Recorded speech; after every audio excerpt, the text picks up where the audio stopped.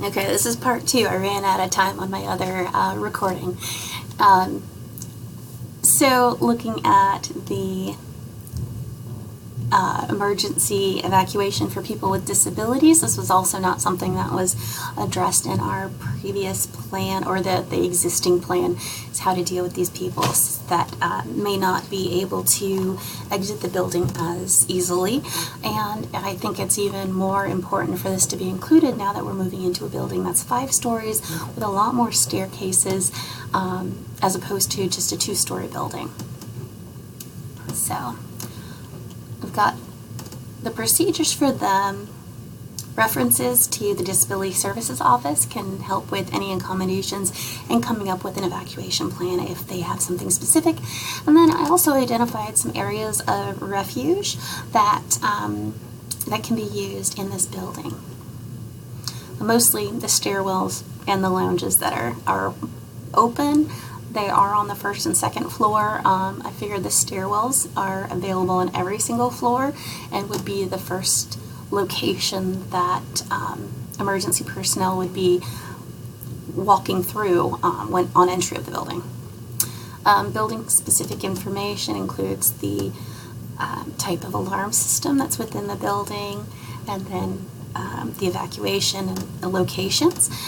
We do have 2 parking lots because we've got a lot of space in this new building, but also the Patty Center is going to be our indoor assembly point, or that's my recommendation, because it does have large areas, it's heated, it's right next door, and would be probably, I think, the best location for an indoor assembly if needed.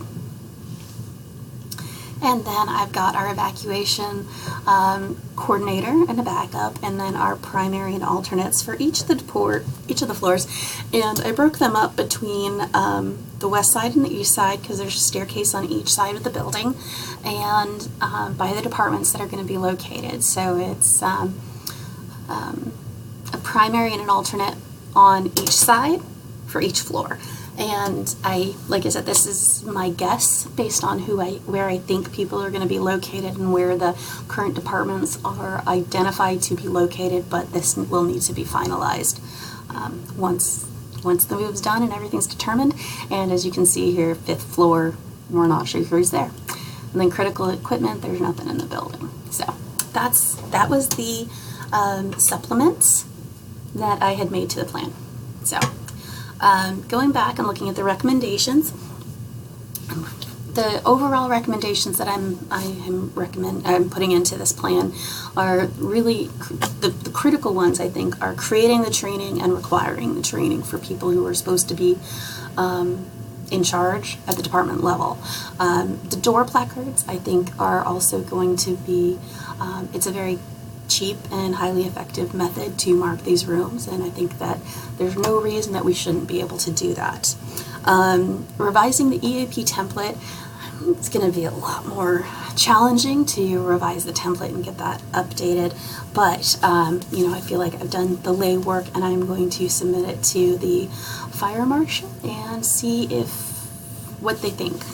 I also think that we need to do some more coordination between OEM, risk management, and disability services. They all have a part to play in this process, and it doesn't appear that there is a lot of interaction and coordination between those departments.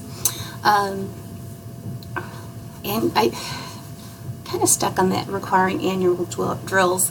I feel like a drill is required, or it should be required. It's necessary, it's important, because people, especially in high stress, go back to muscle memory. And if you've done it a couple times, then when it's a problem, if there's an emergency, you're more likely to follow those muscle memory activities if you've already done them a couple times. And as I've said, we've never done one, so I think it would be important. And this would be a great opportunity to start us off on a new foot. I think the current templates need to be updated. They currently say that environmental health is responsible for the EAPs, although that responsibility has been shifted over to OEM instead. Let's see, updating the websites, because again, the websites support the forms, and the forms are unclear on who's doing things. Scheduling the drills, I don't know that there is a process in place. I couldn't find one for scheduling the drills. I believe that you can do it as a like one-off specialty request. But then also implementing the drill forms so that if you're going to do them, you've got a method to record and track and improve upon them.